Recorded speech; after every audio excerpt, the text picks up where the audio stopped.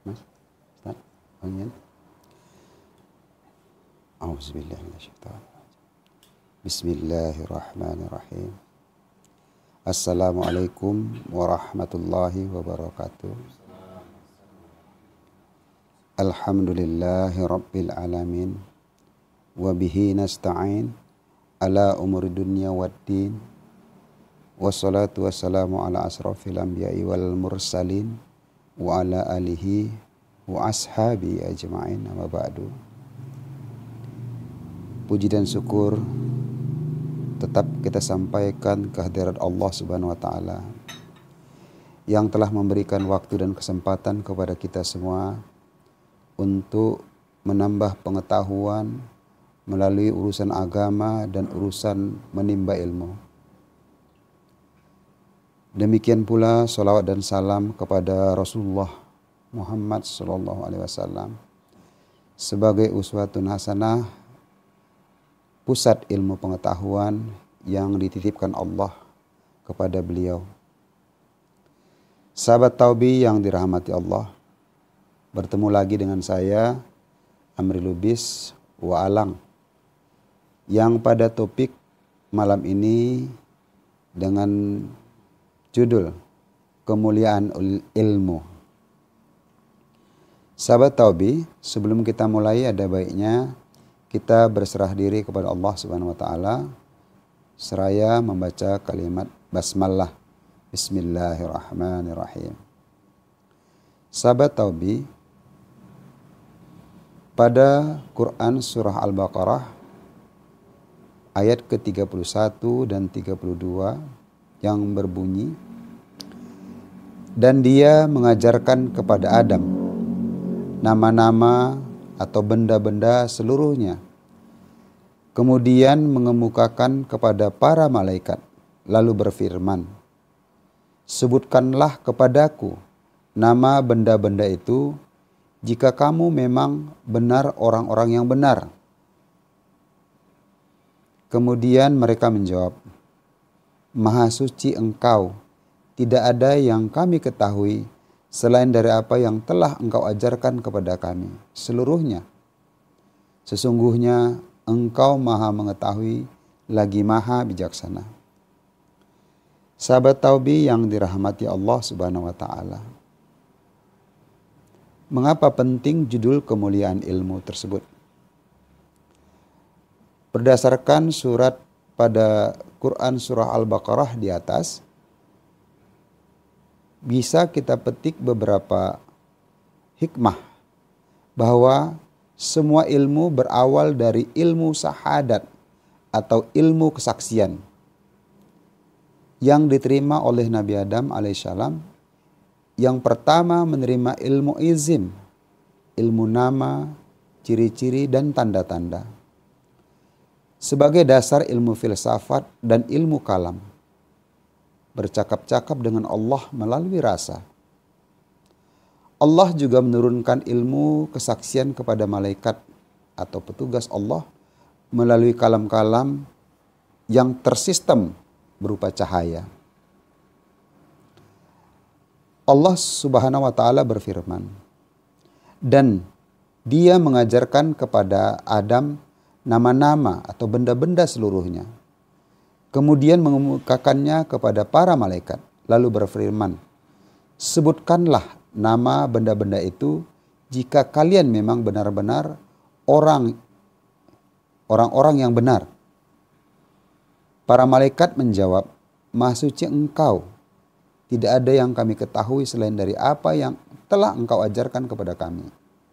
Sesungguhnya Engkaulah yang Maha mengetahui lagi Maha bijaksana.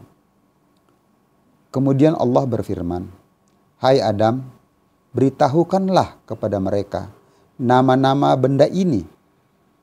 Maka setelah diberitahukannya kepada mereka nama-nama benda itu, Allah kemudian berfirman, bukankah sudah kukatakan kepada kalian bahwa sesungguhnya aku mengetahui rahasia langit dan bumi dan mengetahui apa yang kalian lahirkan dan apa yang kalian sembunyikan.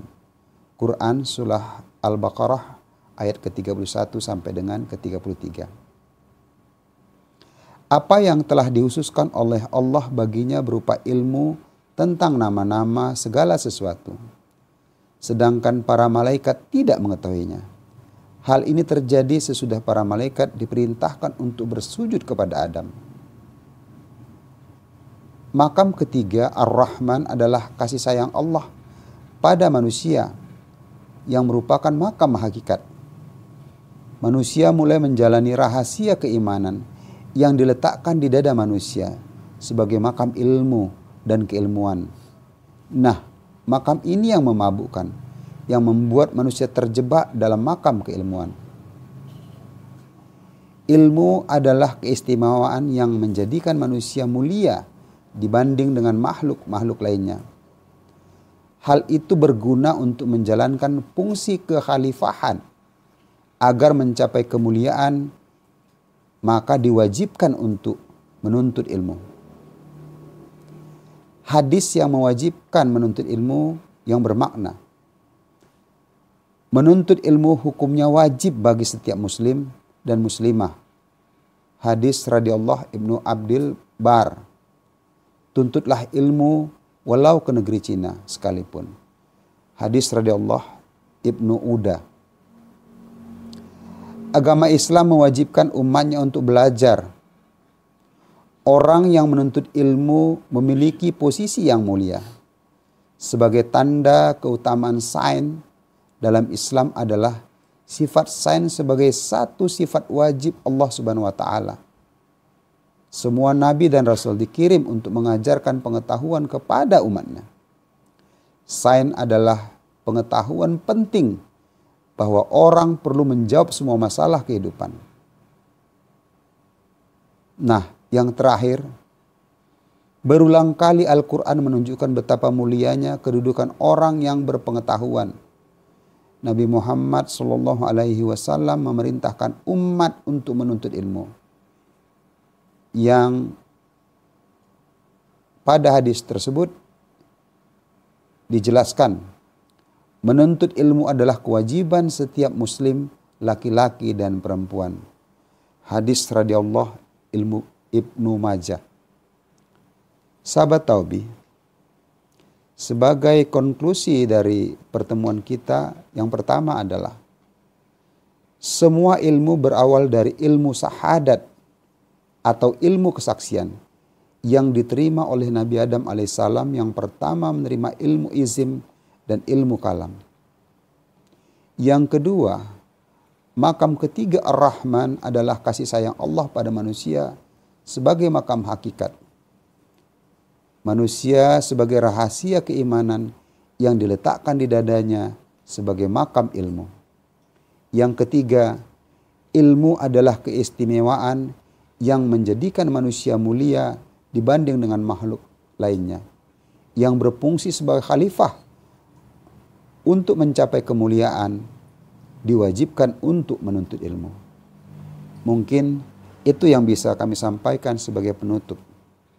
Sahabat Taubi, demikianlah atas topik yang bisa kita diskusikan malam ini. Terima kasih atas perhatian. Mohon maaf atas segala kekurangan. Marilah kita tutup diskusi ini seraya membaca kalimat hamdalah. Alhamdulillahirabbil alamin. Wallahu a'lam bishawab. Assalamualaikum warahmatullahi wabarakatuh.